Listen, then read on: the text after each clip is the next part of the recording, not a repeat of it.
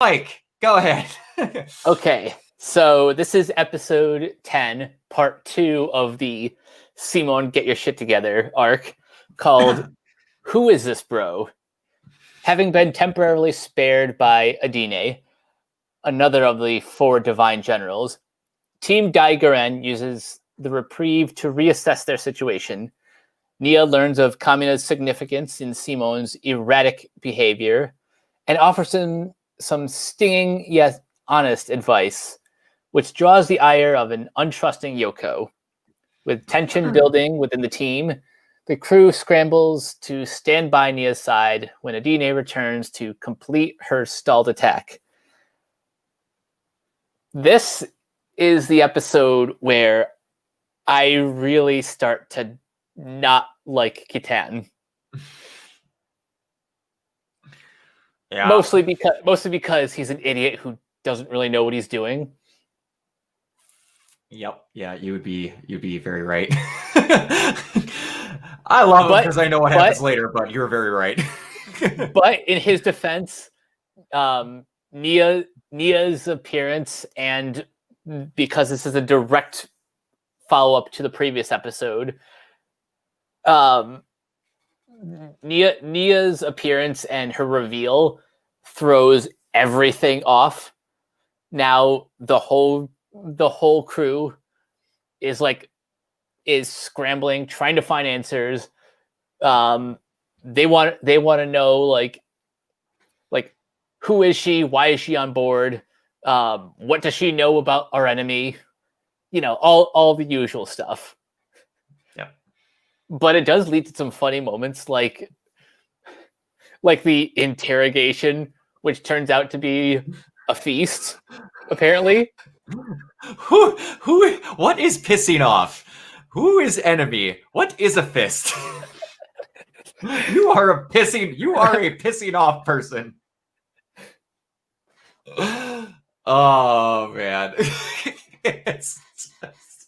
The fact that it just turns into her eating with Gibby and Dari at a table while everyone is wondering stuff about her, and Kitan is just getting his ass kicked by is essentially a 13-year-old girl. Pretty much, yeah. Yeah, it's she is such. At this point, she is so welcome because no one knows how to deal with her, and there's no character that's even remotely like her in the show at this point. I think that's what makes her such a breath of fresh air. Not that I wasn't loving the episodes that came before it, because I was, but she changes the DNA of the series in a good way. Oh yeah. When we get to the what would you change part of the show, I will have more to say about Simone. Okay. But that's kind of natural in a 3-part arc. The second act is always going to be the downer. Mm-hmm. Oh yeah. Nia, man, just from the start, when I was like, I don't know what I'm going to think of Nia when the first time I watched this, and then the fact that the episode starts out with Nia being so mad at them because they threw out some of Simone's stuff, I was just like, Lagann is literally in a trash pile. And the fact that it leads to, why is all this stuff out here? And for no reason other than to just be stupid. They come out in their mechs to answer her question. Why? What? And then they had a lot of tough love. It's not often that the show gets stupid serious, but the fact that you basically have Yoko going, he needs to get his shit together or he has no point of being here. And he needs to be the one to do it. We can't knock him out of it. And then that literally just triggers Nia going, I can. And I'm going to. I think you're getting a little bit ahead of yourself because that's talking about the next episode, but... Is that? Oh my gosh, yeah, it is. I'm sorry. I am so sorry. But that's fine because I can spend some time talking about the general or the divine king and the dynamic between the generals and Viral. Yes. By the way, one of my favorite things is seeing Vero like getting bitch slapped by Adine's tail. Over and over and over. You can't even finish a conversation. That guy gets so degraded. All he ever does is try. And he gets such shit for it. Ah, man. I tease him a lot, like in just compared to the generals, but it's kind of what makes him endearing as a I can't call him a villain because after episode 3 he loses all of his intimidation. Yeah. But he's still my favorite antagonist. Yes. Or maybe foil. Foil's a better word. Yeah. That's a good way to do it. Okay, now I see where I got the parts and the things mixed up. The thing that I was speaking about with oh man, you're getting these parts because I've watched the show so long. I just used to watch it in the strip and not by episodes of talking about it. What I was trying to get at before was the talk on the bridge when she finally finds out who Kamina is. And like Yoko attempts to throttle her because when he's just like, you don't need to be like him. You need to be you. And then she just like rings her by the shoulders and she's like, you don't know who he is. You have no right to talk about him like that. And she's just like, you don't need to dwell on dead people. She says it in a very more Nia way, but she basically just says, you don't need to dwell on dead people. You need to be you. And then in a rare moment, Yoko goes, you're right. But we still can't just toss him away like he's trash. But this is something that comes up in this episode, which I appreciate, and it comes up in the next one. You get to hear the other part of the story that Kamina told Yoko about when they were digging. Yes. And she doesn't quite understand it now because she gets lightly cut off by Nia, and it comes in the next episode. We'll get it. But one thing I love about the show, and I say it a lot, is paying stuff off. They rarely ever put a damn thing into the dialogue unless they have it to pay off for some reason. And it's starting to show that even though Simone does not see it, that Kamina saw that the entire time he really wasn't the person getting the shit done for Team Gurren, like, ever. And that's one of the reasons why I tell you people that for people that like self-confidence and believe in yourself, this is the one, like, they get it a lot of time, believe in yourself, make the impossible possible. This is the first time in this arc where they're like, this is the entire show, and we're going to make that the forefront. I love it. And honestly, I don't think I've ever related to an anime protagonist more than I have Simone, because I've had talks in the past.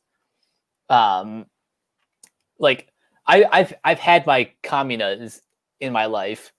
Maybe they haven't, died in battle, but there are people I've looked up to who have instilled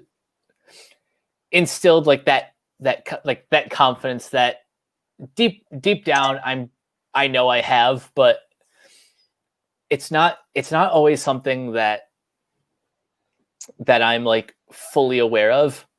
Mm-hmm. Or something that I'm not always completely tapping into. But man, watching this show, and this is part of the reason why I don't like seeing Simone at his lowest. Yep. Because it feels too real. Yeah, it does. Because I've had the moments of like, I'm not too afraid to admit, I've had stupid stuff. Like, I've had real bad moments where I saw counseling for years where I was like, even my pets didn't like me. Like, I felt like everyone in my life hated me. So like the moments where he's like, oh, you're giving up on me too, when he's talking to Lagann, sorry. I'm just like, don't say crap like that. I have literally said crap like that. It's just like, I hate it, but I know why they're doing it and I hate it. Yep. And yeah, it sucks because everyone is acting that way towards him because like we're in a life and death situation. We don't have time to be pouty, but you have a person that has every reason to feel like his life just got destroyed.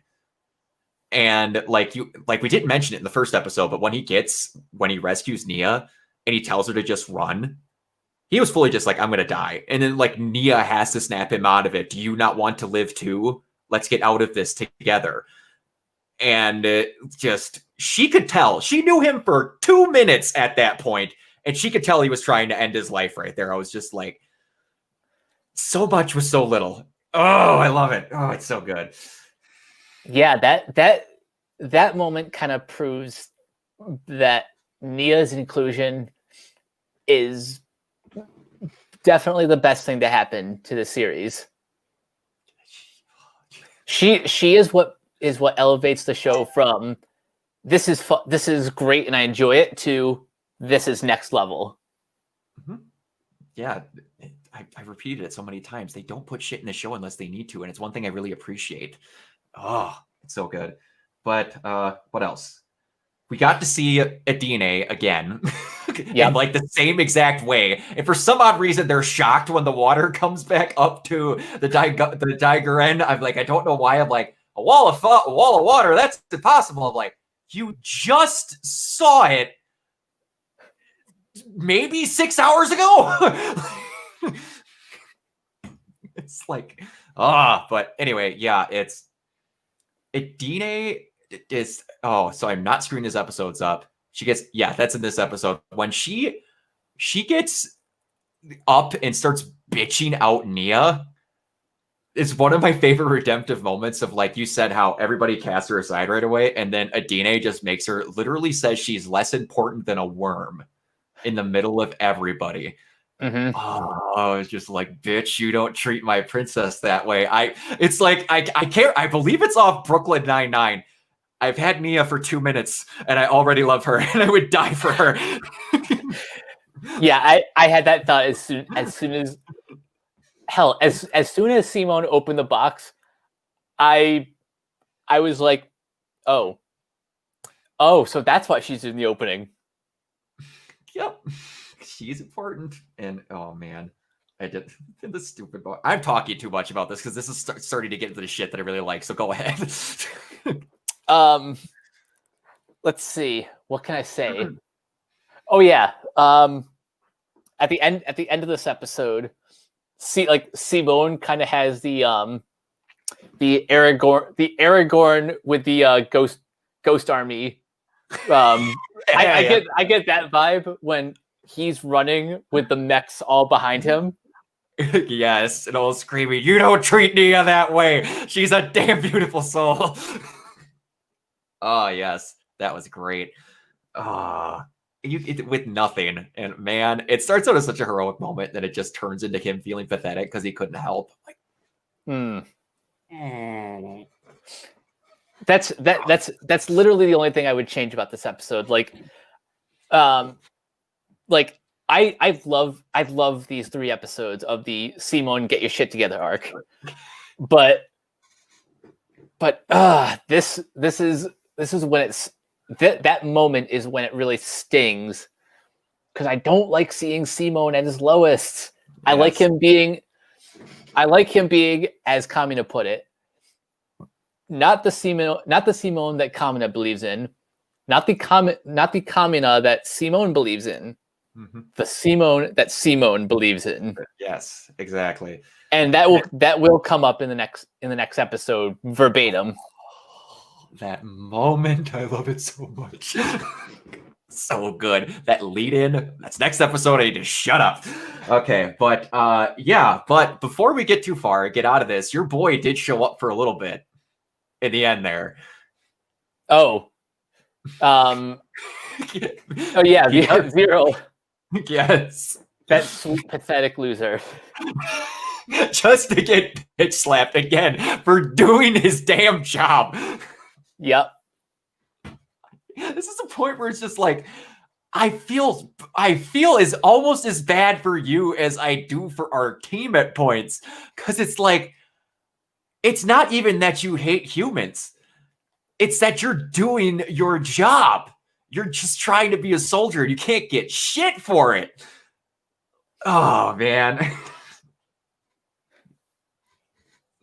Oh, he's the Daffy Duck of the Beastmen.